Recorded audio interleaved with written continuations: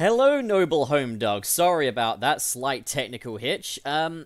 I hope everyone's doing well today. Third live stream of today. That's not going to be a regular occurrence. We don't typically do that, but it's been a heck of a busy day. Earlier on, we had the Doctor Who Love and Monsters watch-along, which led to the sequel made by my buddy Dom and I. And then we had the release of the Justice League trailer. So we geeks are getting a hell of a Valentine's Day, whether or not you've got a partner or not. I think it's safe to say we've all had a lot of fun today, which is great, because, every day should be for everyone, to an extent anyway. So, how is everybody doing? I recently saw the Justice League trailer, and I loved it, as you can probably imagine. Being the big Justice League and Zack Snyder fan that I am, I had a blast with it. But I'm wondering what you guys thought of the trailer. I guess I'll give my initial thoughts. Obviously, the film looks absolutely beautiful, as, that's to be expected from any Zack Snyder movie, but there are some really beautiful shots in there, and honestly, it makes it even worse that they passed up on this, in favor of doing the Joss Whedon version. I mean, let's kind of start from the beginning here. There's the shot of Superman's whales sort of going across the world, like it's the shriek that is heard across the entire world. I think that's a really effective kind of narrative storytelling device they're using there, is this kind of the literal metaphor of his, the impact of his death being felt across the world, all the way over to where the Amazons are, all the way through Atlantis and everything. Like, Superman is a god in this universe, his death is a big deal, and they are treating it as such. Zack Snyder likes his visual metaphors as well, whether or not they are logical, they're more thematic sometimes. For example, the dirt rising from his coffin in Batman v Superman, I don't think that's literally going to play into it. It's just kind of a sign of things to come. It's a thematic visual as opposed to a logical one. So I think that's kind of what Superman's scream going across the world is going to be. I would imagine that will be the opening scene, but I really enjoyed that. That would have been a much more effective opening than what we got in the 2017 version, that's for sure. As well as that, we're seeing a lot more of Ray Fisher as Cyborg, and we got this shot that a lot of people are kind of dismissing as bad CGI. I don't really think it's bad CGI. It's not much worse than your average CGI in a superhero film, I would say. He's a very CGI guy anyway, Cyborg, but I think this shot looks cool. Maybe it'll be cleaned up a little bit more when the final film comes out, but as it stands, I think it looks fine. It's not too distracting or anything like that. But, it's cool to see him in this environment, but this looks like it could be the nightmare scene, possibly. Yet Cyborg is looking very pristine, very new, very much in his clean and shiny Cyborg armor. So, it's hard to really say as such, but maybe this is a placeholder. Maybe they don't want to give away what Cyborg's his nightmare costume is going to look like. We've got a super chat here from Z Commander 9088. Their name probably flashed up on screen there. Let me just make that visible. Nope, I can't seem to. Hang on. Okay, it's too late. Well, anyway, Z Commander 9088 says, I really like dark superhero movies, something different from the MCU, unlike Sweden's version, which was just a worse version of the Avengers. Yeah, I think Zack Snyder brings something of his own to the DC Extended Universe, and that's something that I really appreciate, is that, we're getting a different style. When Zack Snyder was in charge of the DC Extended Universe, it didn't feel like it was trying to compete with Marvel, if you get me. It felt like it was its own beast. And I'm glad that we get to kind of return to that, because the 2017 Joss Whedon dumpster fire Justice League feels like a direct attempt at competing with Marvel. And it fucking sucked. It's bad. We can all agree with that. But this new one looks great. And, Cyborg in this shot, I think he looks good, but I think this might be a placeholder for the real Cyborg in this shot, as it appears to be the nightmare background, and,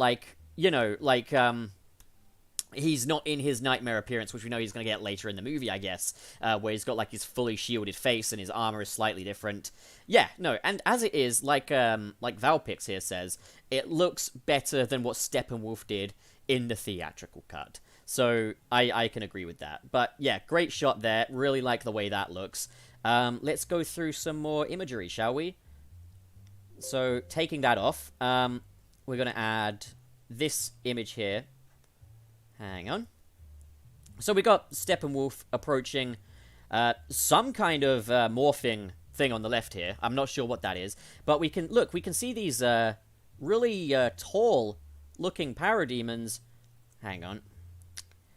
You can see these really tall-looking parademons in the back here. They look a bit more imposing than they did in the theatrical cut. Steppenwolf looks a million times better than he did in the theatrical cut. I was slightly concerned when we got our first image of Steppenwolf in his Snyder cut appearance. But, like, I'm kind of more sold on this. We also see what his organic head looks like. I don't think I have a picture of that. But, like, his organic head looks pretty good. He looks more alien, looks more justified that he's a CGI beast this time around. Whereas in the theatrical cut, that could have just been makeup. And it just looked ridiculous for it. And Uncanny Valley. Let's see. Jay Zen Gaming says, but the MCU is dark, though. Yeah, it does have its darker moments, for definite. I'm not saying, like, DC is dark and Marvel is light, because DC can also be pretty uplifting as well. It's just that, like, it's a different style of filmmaking overall, you know? It's a much more hard-edged kind of filmmaking in the DC Extended Universe than with Marvel, where things are a little bit more breezily paced, a little bit more accessible for new audiences. Which is why I don't think the Snyder Cut is going to convert people that hate films like Batman v Superman or Man of Steel, but I think it's going to deliver the DC fans a much better experience. So, like, there's been people saying, what about a Justice League 2? And Zack Snyder has come out and said, Warner Brothers don't seem to be interested in doing a Justice League 2. I think that'll be why. I think this is a rare occasion where the film is put together with the fans in mind. Oh, by the way, guys, the reason I'm doing this as a live stream is because I didn't have the chance to prepare a video just yet, and I don't want to keep you guys waiting, so we're doing it in live stream form. But okay, let's take a look at some more shots from this. Any favorite shots you guys have? Any, like, standouts for you? Drop them in the messages on the side. I'll take a look and discuss those. As I say, just visually, this whole thing looks clean. Like, Justice League, the Whedon cut, is butt ugly for most of the film. Like, I don't know, it's just, even in the shots where it's not a CGI fest, it still looks very stock, still looks very safe play, you know, and those reshoots are really obvious, especially when it's, like, in the middle of a Snyder shot scene, and then they're cutting to shots from Whedon where you've just got characters gurning at the camera in a serious scene. It's really stupid, in my opinion. But, on the subject of Whedon, we've found far more out about Joss Whedon as well, from the Buffy cast as well. There's recently been allegations that he locked Gal Gadot in a room with him, and said that if she didn't do the scene where the Flash face plants on her breasts, he threatened that she would never work in the industry again. He threatened her career with it. And it sounds to me like Joss Whedon is a very insecure, very what's the word? Just a very inadequate man, frankly. Like, his need to threaten people all the time and abuse people. What a pathetic guy. But that's all behind us now, at least, it seems. Because Zack Snyder is getting the love he deserves with that. Let's talk a little bit about the Nightmare scene and its prevalence in this so far as well. So, we've seen Nightmare Batman quite a bit, which is really exciting to see. Because we are actually going to get a payoff for the Nightmare scene now. Like, in Batman v Superman, we had that Nightmare scene, which seemed to come out of nowhere.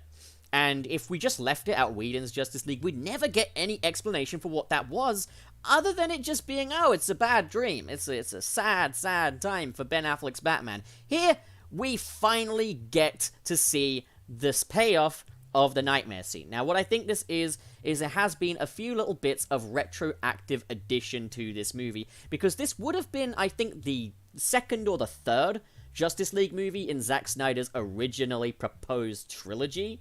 But, I don't know. Like, I don't know how much of Nightmare we're going to see, how much of a conclusion we're going to get to that, but I would hope that they do kind of leave it to a certain extent alone. I don't want this to feel like they've just thrown everything at the wall and hope that it sticks. I still want it to feel like a structured movie, even if it is more of a beginning than it is anything else. But yeah, very excited to see the return of Nightmare Batman. He looks awesome here, and the cinematography, it looks slightly different to how it did in Batman v Superman Dawn of Justice. Obviously, Dawn of Justice had Larry Fong doing the cinematography. This one has Fabian Wagner doing the cinematography. And there is a notable difference, but it's still a beautiful-looking film.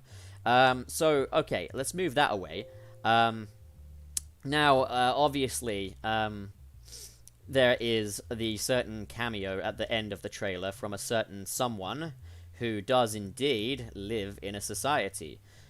Jared Leto's Joker is back. And when we first heard his voice, I didn't know who it was, because this doesn't sound like Jared Leto's Joker. It looks like Jared Leto is doing a completely different performance here, which I'm really pleased to see. His voice here, much better than it was in Suicide Squad. He looks to be playing a much more serious version of this character, and his appearance as well, much better.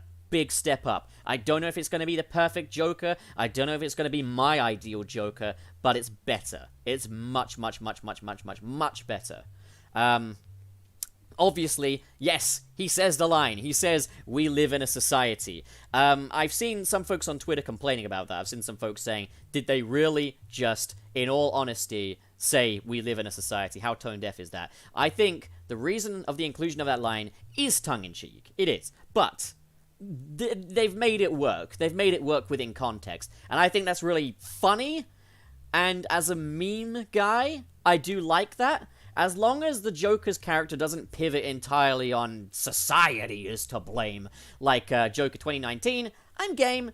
But this Joker looks good. This looks like a good take on the Joker, and I'm looking forward to seeing him in action. And it does appear that he will be facing off with Batman as well. He's wearing his SWAT uniform.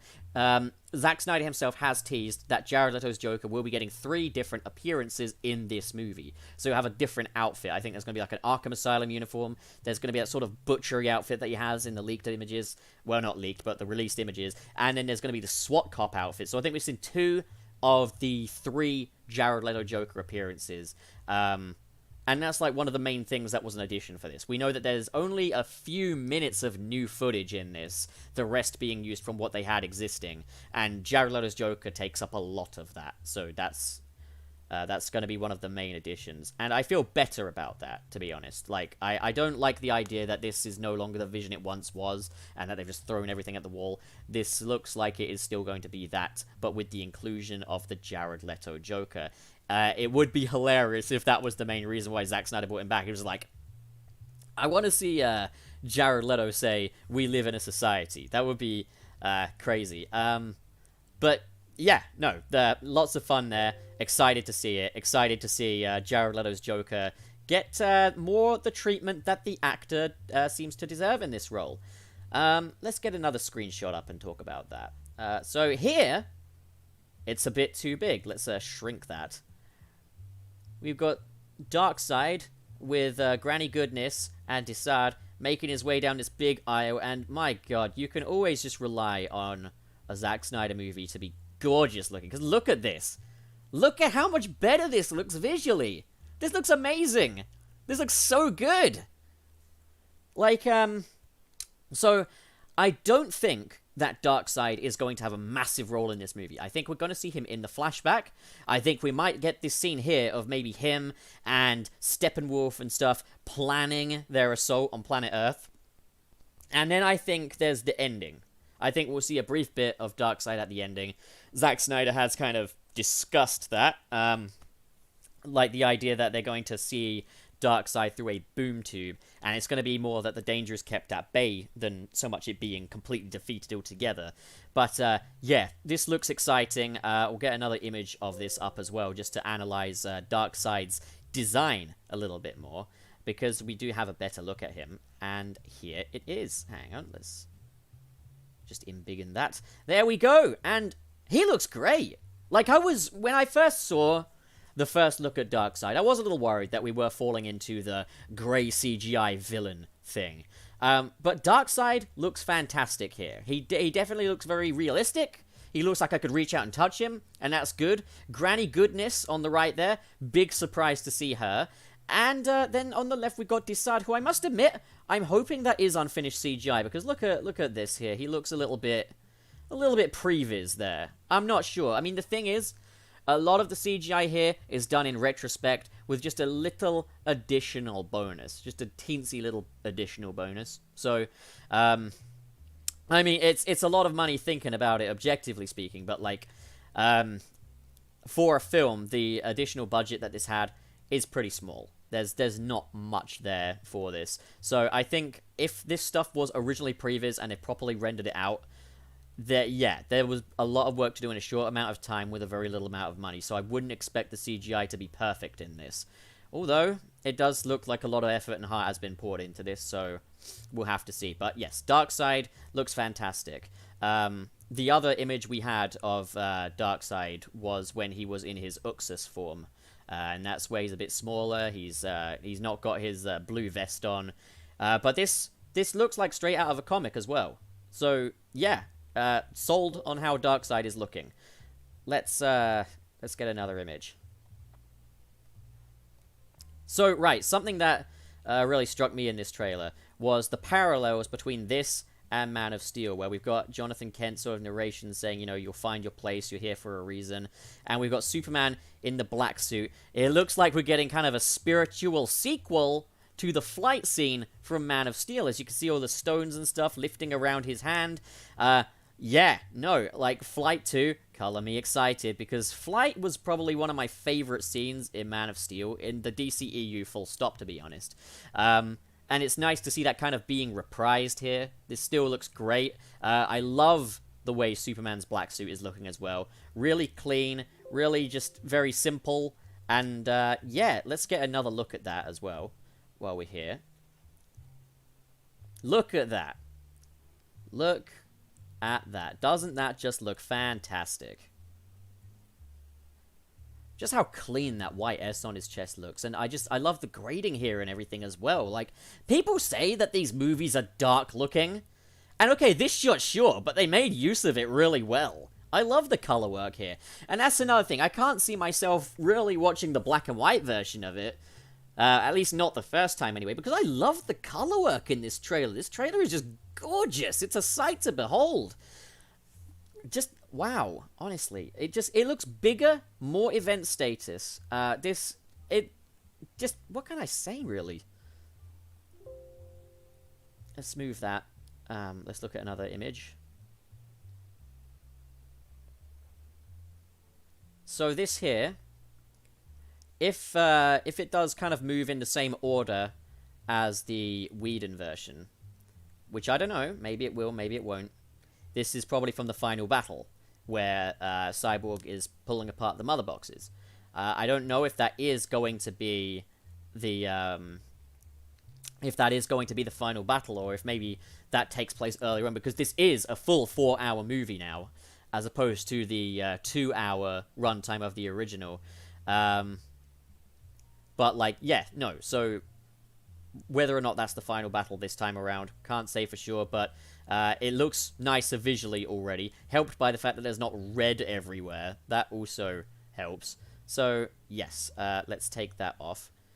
We did get a look at a new Batmobile as well for this movie, which is this.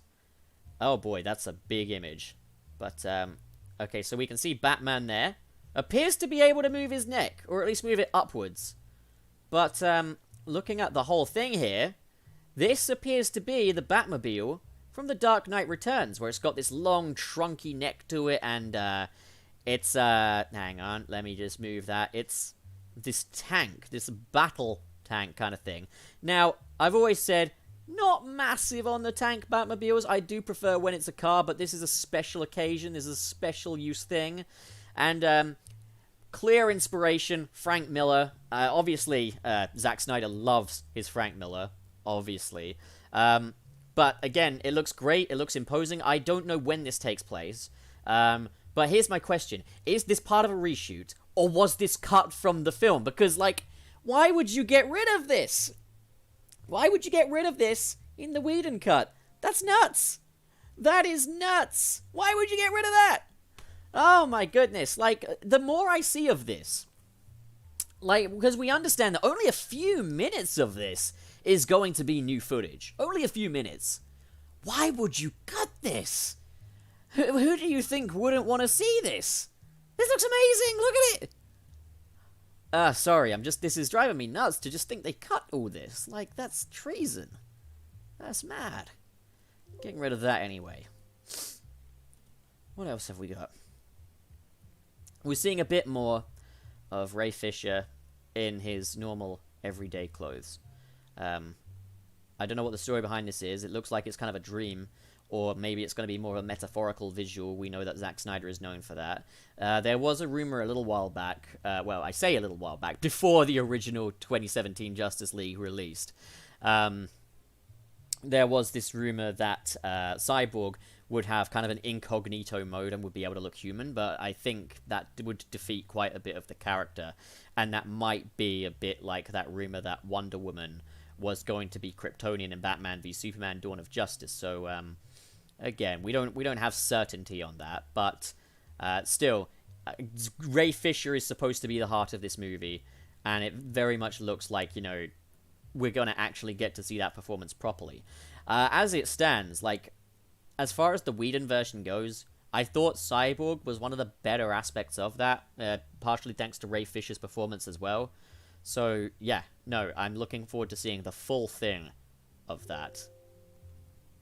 On a whole, though, this trailer, I am more excited than I was before. And I was excited before, but, like, this all looks so promising. This looks like the Justice League. This looks beyond the Justice League we were supposed to get in 2017. You gotta remember as well, this is not the movie that was advertised to us when Zack Snyder was still involved with the project, prior to what happened to his daughter and prior to Joss Whedon's involvement. Because that had a lot of involvement from Jeff Johns, editing the script and such. This version is fully Zack Snyder and Chris Terrio's film. So, yeah. But, yeah, so, it looks like we're going to get a proper payoff to the Nightmare. It looks like we're going to get the proper story of Ray Fisher's Cyborg. It looks like the villains are going to be much more present in this, for both Steppenwolf, Darkseid, Desad, Granny Goodness, Uxas, if you count him as a separate character. Whereas Steppenwolf felt like the most underdeveloped villain ever in the original Justice League. So, yeah. But, yeah, that about wraps up my thoughts on this trailer. So, let's just take a little look through the chat here and see what you guys have to say. So there's a lot of people not very impressed with Cyborg's design. I think it works. I mean, it's still immediately recognizably Cyborg. It's not as big as he's been conveyed in some versions, but I still think he looks good. And the truth be told, people say, you know, Zack Snyder's not very good at stories, but you gotta remember, Zack Snyder doesn't write these films. He'll have ideas for these films and their stories, and he'll have what he wants to achieve with them, but this is written by Chris Terrio, and Batman v Superman was written by David Goyer and Chris Terrio. So, like, you gotta remember, there's a difference between director and writer. And I think Zack Snyder is a great director. So, imagine if Shazam was in the movie. Now, that would be great. Herb Coswell says, I heard that he may be entering some sort of simulation to find out how the mother box works, and where it could be, so maybe this scene was that.